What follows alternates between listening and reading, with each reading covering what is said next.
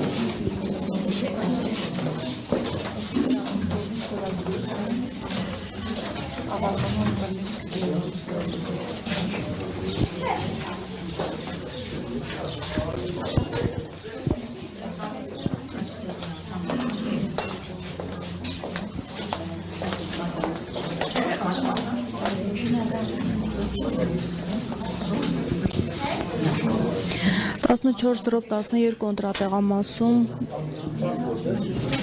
իր քվեարկություն է իրականացնում քաղաքացիական պայմանագիր կուսակցության ընտրական ցուցակի առաջին համարը Լյուդվիգ Գյուլնազարյանը։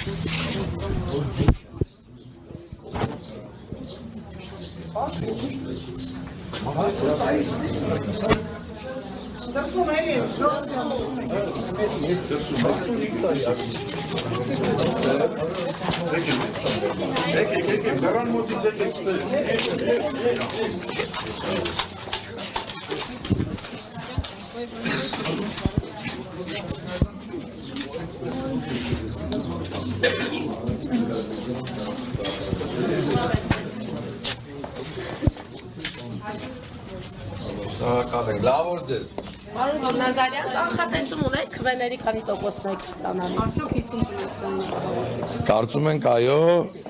ավելի քան վստահ ենք։ Ինչով եք վստահ, հաշվի առնելով նաև նախորդ ընտրությունների ձեր ստացած։ Նախորդ 2021 թվականի մասին։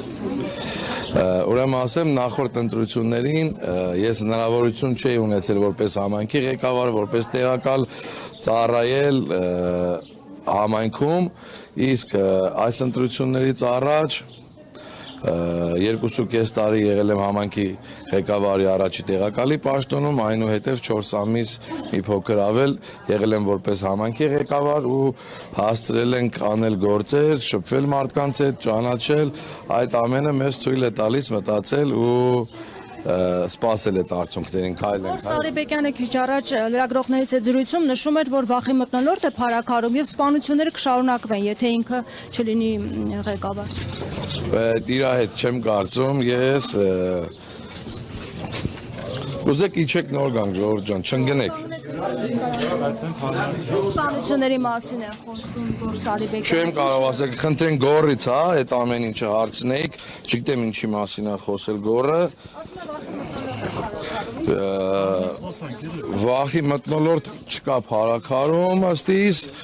ու ամեն ինչ նորմալ է լինելու, գնալու է իր հունով, ժողովուրդը գնալու է դեպի զարգացում։ Պարոն Գյուլնազարյան, այս պահի դերությամբ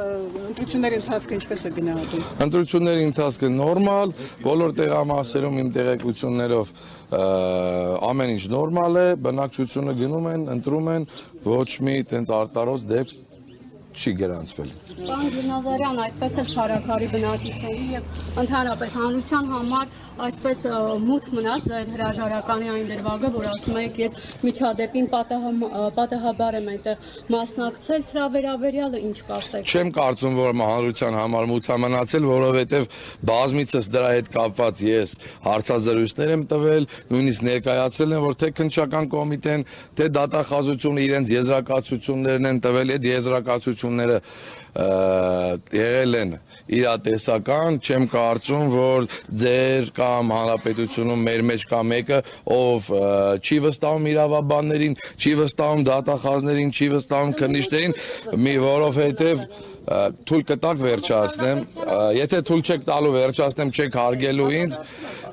վերջացնեմ, հետո կհակադարձեք պատասխանեմ, բարի, խնդրում եմ ձեզ։ Ու